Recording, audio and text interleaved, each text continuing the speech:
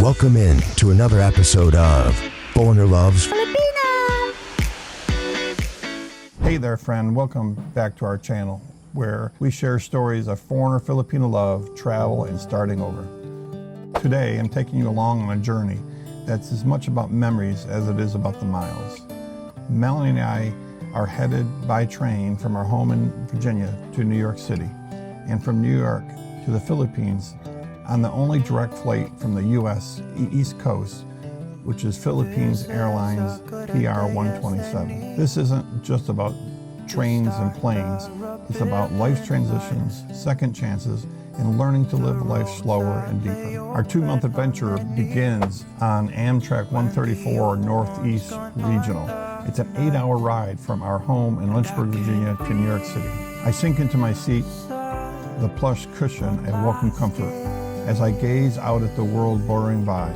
Emerald fields, sleepy towns, row homes, urban decay, and graffiti-covered bridge overpasses. This train feels like a time capsule of me. It's making me very reflective at the moment. For my 35-year career as a traveling salesman, I often rode this same train to visit clients in the Northeast, or was jumping on planes to visit clients all over the country.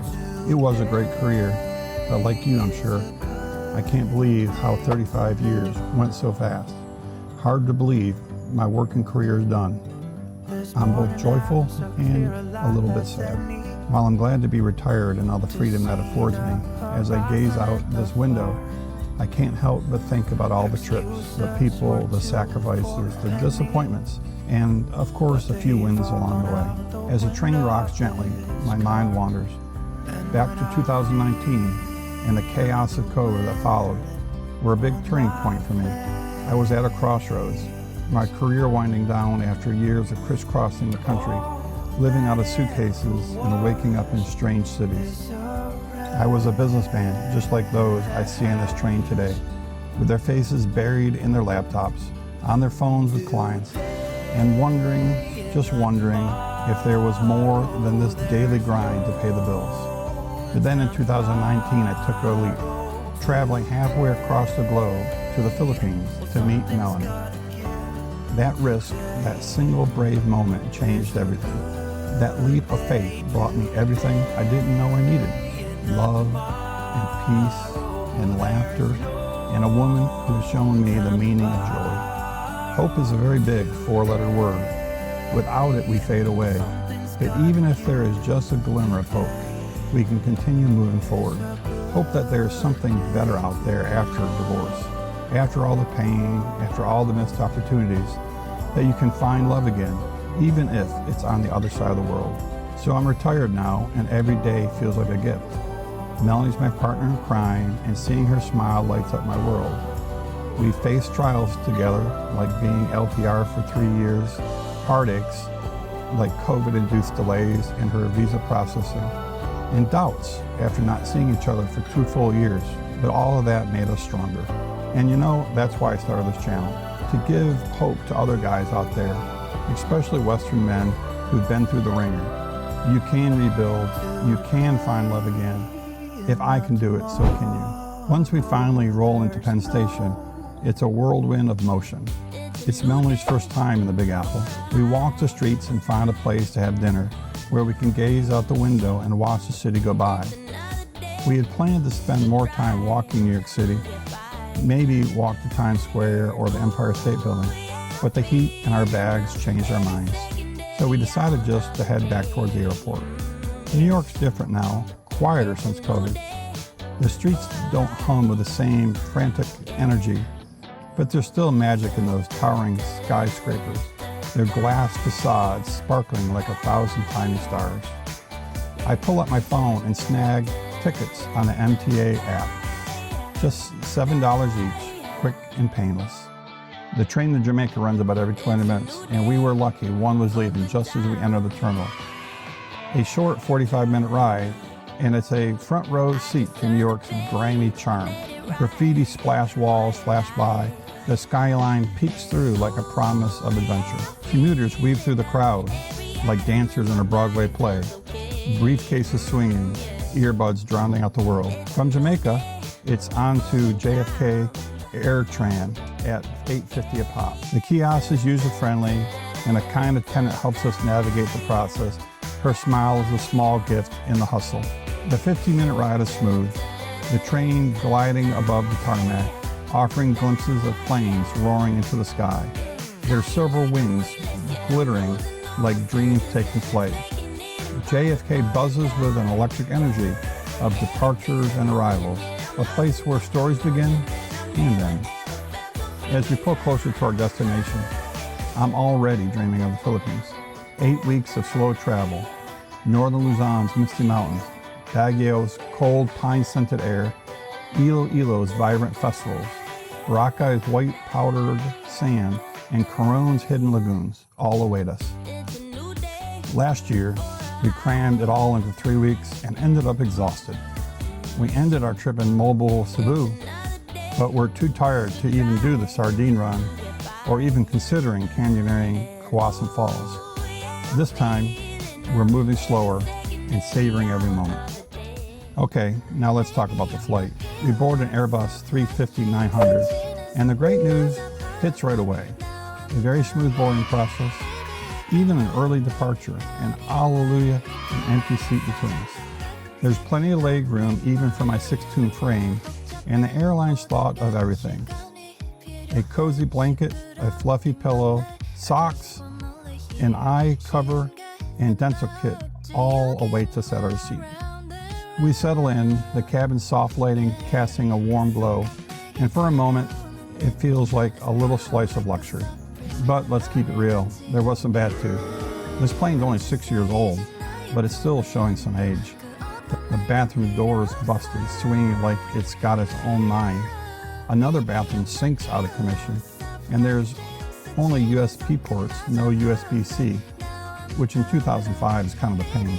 And then the food. Oh man, it was rough. Think about soggy vegetables and mystery meat that even the bravest foodie would pass on. I was really quite disappointed in the food. On other trips to Asia, I've flown Cathay, China Air, and Emirates Airlines. All had surprisingly good food. I was expecting, or at least hoping, for something similar, but both the dinner and the breakfast were quite poor. There wasn't even salt and pepper to put on our scrambled eggs and our hash browns. It might have even been bad enough to consider not doing this flight again, or at the very least, making sure we bring our own food. Melanie says she still preferred this flight over needing to make 1 or 2 layovers. Yes, it is a 16.5-hour flight, but once you're in the air, you have nothing else to worry about. Layovers naturally bring stress, and you must get packed back up, exit the plane, go through security again, and then sit there and wait for the next flight. And of course, there's always the chance of missing a connection. When we arrive in Manila, it is at Terminal 1, which is rather unusual because most international flights arrive in Manila in Terminal 3. But the upside is immediately noticeable, as customs was a breeze. There literally was zero line. Whenever we have flown through Terminal 3, you may spend as much as an hour in line at customs. So that's a plus for PR 127. But it does mean we need to get to Terminal 3, as that is where we walk over the Runway bridge to our AirBNB. But there is no shuttle to Terminal 3, or at least that's what we're told. Representatives tell us you need a boarding pass and a connecting flight to ride the shuttle. Doesn't make sense, but rather than fight it, we just decide to grab a $6 grab ride. We get into Terminal 3, and it's a kaleidoscope of vendors, reunions, and anticipation. The terminal is bustling with people and energy. First thing is we need to exchange some dollars for pesos. Once that's done, then we buy a smart eSIM for $29. It comes with 122 gigabytes for a month. It takes her about 10 minutes to get everything loaded on, and now we're connected to the world. Maybe someday we'll find a better option, but for now we still always do it right at the Manila Airport. Globe and Smart are the 2 cell phone options in the Philippines, but only Smart supports eSIMs, or at least the booths at the airport, so that was our only option. Now with our phones ready, we're connected to this vibrant new world. A short 10-minute walk to our AirBNB at One Palms condos via the Runway bridge. It's just steps from the airport, near a mall, a casino, and several Starbucks. This has become our Manila hack. Stay close to the airport and walk to your accommodation. There are also plenty of Western hotels there if that's what you prefer. This trip's about more than just the places. It's about Melanie's family.